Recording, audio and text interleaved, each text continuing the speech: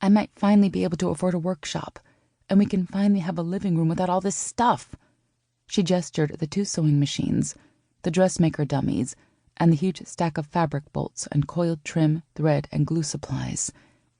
It had been months since they'd opened the curtains. Half the living room and hallway of their tiny 2-bedroom apartment was filled with the tools and supplies of her trade.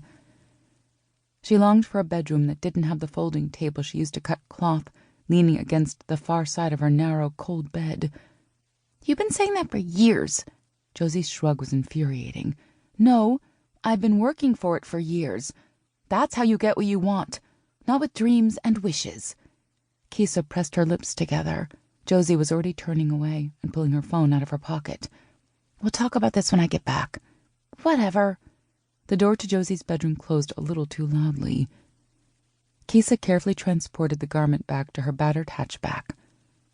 After hanging it on the rung mounted across the cargo area, she said a little prayer and was rewarded by the car starting up without its usual histrionics. At least today she didn't look like a junkyard on wheels. Usually, with the back seats folded down and master Tetris skills fully deployed, the car held a short folding table, portable sewing machine, fabric bolts, and 2 dressmaker dummies, enough for fitting out a bridal party. Her lack of a workshop meant she always went to her clients.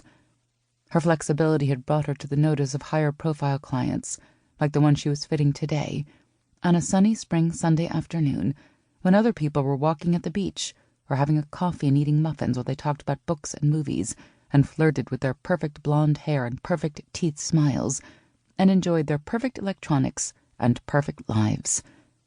That was life in La La Land, according to commercials and TV. It had never been her life. The traffic from Echo Park on 101 was slow in all directions, but no worse than usual for a weekend afternoon. She opted for the longer but less brutal surface route that skirted the Silver Lake neighborhood as she wended her way toward Hollywood. Her destination was where the storied Sunset and Santa Monica boulevards met, and a condominium tower she had never thought she'd visit. Filipino daughters of once wealthy parents didn't keep up the Kardashians. Josie didn't really remember what it had been like to be rich, but Kesa did.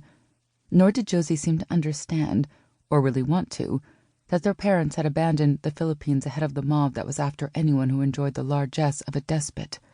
They'd grabbed the money and jewelry they could and headed for the American dream to have babies and live large. Their one precious gift to their daughters was their birthplace of Los Angeles. Josie knew kids at school who'd lived in LA almost all of their lives, but had no immigration status. On top of everything else, at least Kesa hadn't been terrified of being deported. A decade in Los Angeles had left their parents broke. Josie had only been a bit of a bump in her mother's stomach on the February day her father, without warning, had driven Kesa to a new school, a public one that was free. She never spoke to any of her private school friends after that. No more ski trips, no more shopping at the bookstore, no more allowance for school clubs and field trips. Just when Kesa had finally adapted to the new school, they'd moved again and again, one bewildering step after another. She was 15 and Josie still a toddler before she realized that their moves were prompted by bill collectors. If her parents had practiced even the tiniest amount of prudence, there might have been something for their daughters to live on when they and their latest BMW skidded on a wet road into a wall of concrete. There hadn't even been insurance to help with a funeral. She and Josie had had 8 days to leave the house that was 4 months behind on rent. That had been the first hard, bitter decision of Kesa's new life as a 19-year-old adult with a 7-year-old dependent. No money for a funeral, so there hadn't been one. She'd spent the time in government offices full of people like her, applying for assistance to get through a really rough patch. She and Josie had been on the verge of being homeless, and the child services people wanted to take Josie away the moment Kesa failed at any test. She'd put the living over the dead. Every last dollar she had and anything she could sell had found them a studio apartment she could rent by the week. She'd turned to the only skills she had, sewing, and bitterly thanked a mother who had decided there was no point paying for fashion-up touches to her outfits, not when she had a child who could learn to do it for free. Kesa had been so good at it that she'd brought home projects for her to do as favors.